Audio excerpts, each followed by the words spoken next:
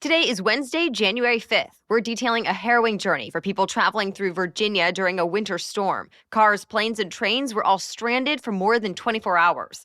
Also, the surge of COVID-19 cases that's overwhelming some hospitals, but not the ICUs. Plus, a record number of American quitters. The latest tech inventions being unveiled this week, and the Golden Globe Awards with major changes. Welcome to The Newsworthy. All the day's news in around 10 minutes. Fast, fair, fun, and on the go. I'm Erica Mandy. Thanks so much for being here. You ready? Let's do this. We'll talk about a nightmare of a commute. This week's winter storm in Virginia shut down a major interstate, leaving hundreds of people stranded.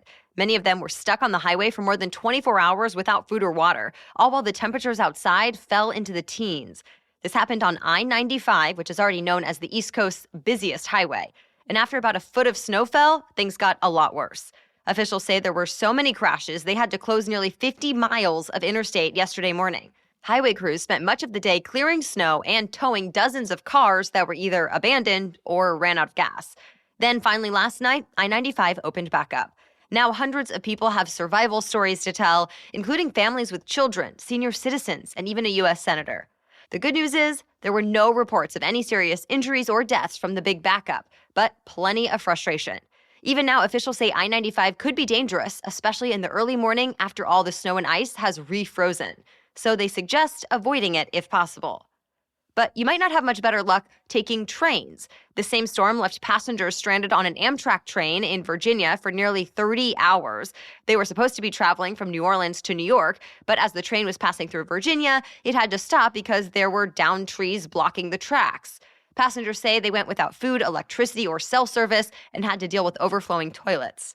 Now, other East Coast Amtrak routes have just been canceled altogether. Oh, and while we're talking travel, we should note flight delays and cancellations are still a problem as well. Because of bad weather and COVID-19 sidelining flight crews, thousands of flights have been canceled every day for nearly 2 weeks now. Just last week, we told you how the U.S. reported its highest daily COVID-19 case count ever. Well, now the U.S. has done it again, this time doubling that last record. More than 1 million new cases were reported on just one day this week. For comparison's sake, the country was averaging about 70,000 cases a day in November. But once again, we should point out that 1 million people did not actually test positive all in one day. Some states had a backlog in cases since they didn't report new ones over the last holiday weekend. Still, the 7-day average is rising as well. And public health experts think these numbers are actually an undercount. Hospitalizations are going up too, but not quite at the same rate as cases. About 113,000 Americans are now in the hospital with COVID-19. This is only the third time American hospitals have seen more than 100,000 COVID-19 patients all at one time. But unlike the last two times, people seem to be a little better off. In many hotspots, fewer patients are ending up in intensive care units. That could have something to do with new treatments that are now available, or the fact that more Americans are vaccinated, since health experts say even when vaccinated people do get COVID-19, it's typically milder than it would have been if they had not gotten their shots. Also, there's evidence the new Omicron variant of COVID-19 causes less severe cases. And the CDC says Omicron now accounts for up to 95% of test samples. Nearly 6 months after Haiti's president was assassinated, there was finally a breakthrough in the case. One of the main suspects was arrested here in the United States. Remember, Haitian President Jovenel Moïse was killed in an ambush at the presidential palace last summer. And this week, federal agents arrested a former Colombian soldier in Miami. They say Mario Antonio Palacios, aka Floro, plotted to kill Moïse. And if he's convicted, he could spend the rest of his life in prison. Palacios is the first suspect to be formally charged with a crime in this case. But the FBI says dozens of others were also involved, including Haitians, Colombians, and Americans. So far, authorities say Palacios is cooperating, admitting to the plot, but it's not clear if he's given up any accomplices. To be continued. The nation's capital is on high alert this week, all because tomorrow marks exactly 1 year since rioters, upset with the results of the presidential election, stormed the U.S. Capitol. And several events are planned for the anniversary.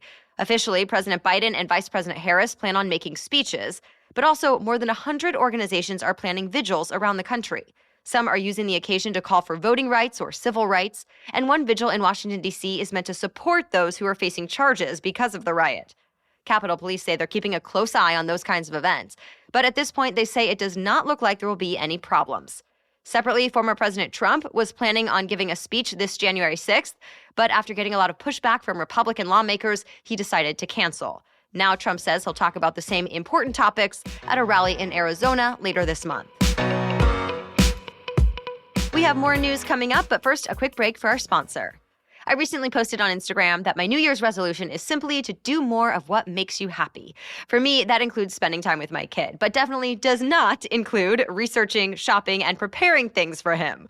And that's why I love Kiwico. Kiwico does the legwork for us, the parents, so we can instead spend our time with our kids enjoying the projects and toys together.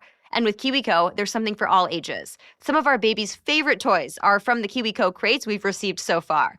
Plus, I always love the high-quality materials they're made out of and the explainer cards they come with that tell me how and why these toys are great for his development. For older kids, they'll love the day the box arrives in the mail each month, and they won't believe what they can build and accomplish themselves with Kiwico's hands-on science, art, and geography projects. Redefine learning with play. Explore hands-on projects that build confidence, creativity, and critical thinking skills all year long. Get 50% off your first month plus free shipping on any crate line with code NEWSWORTHY at kiwico.com. That's 50% off your first month at kiwico.com with the promo code NEWSWORTHY. The biggest wireless carriers in the U.S. are now delaying their 5G plans, at least for now. AT&T and Verizon agreed to wait 2 more weeks to deploy their new super-fast wireless technology. They were actually supposed to activate it today, but the FAA has been raising safety concerns, saying the 5G tech could interfere with planes' automatic landing systems. The extra 2 weeks should give regulators some time to assess the risks. But AT&T and Verizon say they're still confident 5G and aviation safety can coexist. Also, in the long term, both companies agreed to lower the strength of their 5G signals around airports. Although the FAA says that zone around airports should probably be larger. So we can expect negotiations to continue. For the first time, Toyota is taking the top spot for car sales in America. Until now, GM was America's top-selling car company and held that title for nearly a century since 1931. But Toyota outsold General Motors last year by 114,000 vehicles. Toyota's U.S. sales were up 10% from 2020, while GM sales were down 13%. The Wall Street Journal reports Toyota benefited from its decision to stockpile computer chips used in car electronics, because others in the industry were hit hard by the global chip shortage. They did not have enough cars to sell, even if customers wanted them. Auto experts don't necessarily think Toyota will keep the crown, though, so stay tuned. Tech's biggest event gets underway in Las Vegas today, but it's a little more scaled back than usual. The Consumer Electronics Show, CES for short, is going to be partly in person and part virtual. Microsoft, Google, Amazon, Intel, and Meta, the company once known as Facebook, all canceled plans to show up because of COVID-19 concerns. But they'll still make some announcements virtually. Meanwhile, other big-name companies and tech startups are still showing off their latest and greatest gadgets as planned, like self-driving cars, upgraded TVs, smart home gadgets, and a lot more. Specifically, Samsung is unveiling TVs that support non-fungible tokens, aka NFTs. With them, people will apparently be able to browse, display, and buy NFTs right from their TV screen. The company also debuted a battery-free remote that supposedly can be charged by sunlight or a Wi-Fi router. CNN says there will also be some new high-tech forms of transportation on display, like electric scooters, electric bikes, and a Sierra space plane meant to take deliveries to the International Space Station. Digital health is expected to be front and center as well. In fact, the medical device company Abbott is delivering a keynote presentation at CES for the first time. The Consumer Electronics Show officially starts today and runs through this Friday. There may be a new king in the trading card industry. The sports card and memorabilia giant Fanatics bought out another iconic trading card company and its former rival, Topps. It's a deal worth $500 million. This is not totally unexpected since Fanatics has been growing for a while. In August, the company sealed a deal with the MLB for the rights to baseball trading cards. Before the deal was official, Topps had the rights until 2026. But now Fanatics can take over the design, manufacturing, and distributing of the baseball cards right away. That ends Topps' reign after 70 years of being one of the sport's most recognized brands. It's official, there will be no celebrities at this year's Golden Globes. That's right, no celebs, no red carpet, no media, and no audience. The award ceremony will still happen this Sunday in Los Angeles, but not even the nominees will attend. Instead, the Hollywood Foreign Press Association says only select members and grantees will be in the room as the awards are announced.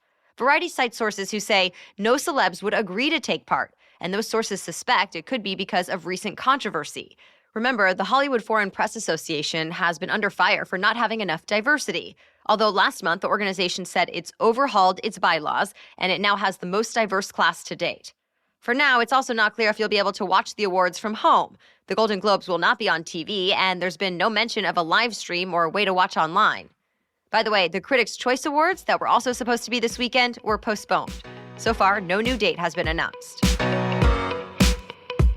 And that's it for the main news today, but now it's time for Work Wednesday, when we break down one interesting career or work-related news story every Wednesday. But first, a message from our new sponsor, Masterworks. It's a new year, which means it's time for new ideas. Turns out that women may be better investors than men. That's right, according to recent research, women investors outperform their male counterparts. So what gives some women investors an edge? The research shows they're more likely to invest in alternative assets, ones that help diversify their portfolios and are less correlated to traditional stocks and bonds. One of those assets is blue-chip contemporary art. And typically, it's only the bajillionaires, think Beyonce and Bezos, who can afford a chic Picasso for their walls, right? But Masterworks is changing all of that. Masterworks is the startup democratizing the art market, giving everyday investors a piece of the art pie, or palette to be metaphorical. They've made blue-chip art investable, so you can own a fraction of a multi-million-dollar piece of art. That way, anyone can add paintings by artists like Monet, Basquiat, and Banksy to their portfolio without paying millions. And you can join them by going to masterworks.art/newsworthy. Again, that's masterworks.art/newsworthy. See important disclosures at masterworks.io disclaimer. Now back to Work Wednesday. The so-called Great Resignation continues. New federal data shows 4.5 million Americans said sayonara to their jobs in November, and that's another all-time record. The U.S. Labor Department says some industries are losing workers faster than others, though. On the top of the list, people who work in either food services or healthcare. In those industries, the quit rate is at nearly 7%. But at this point, it doesn't seem like that many people are leaving the workforce entirely. Even though 4.5 million people quit, more than 6.5 million people were hired at new jobs in the same time period. The research director at Indeed Hiring Lab says all of this is a sign workers have stronger bargaining power and people are leaving their old jobs for ones that pay more. Another good sign, the unemployment rate has fallen to 4.2%, close to what economists call full employment. Still, these numbers were collected before the Omicron variant of COVID-19 took over in the United States, and analysts say this latest surge could impact the labor market, so stay tuned. All right, thank you so much for joining us as part of your daily routine and for sharing the show with friends, family, and coworkers. We always appreciate it. We'll catch you up on more news to know tomorrow. Until then, have a great day.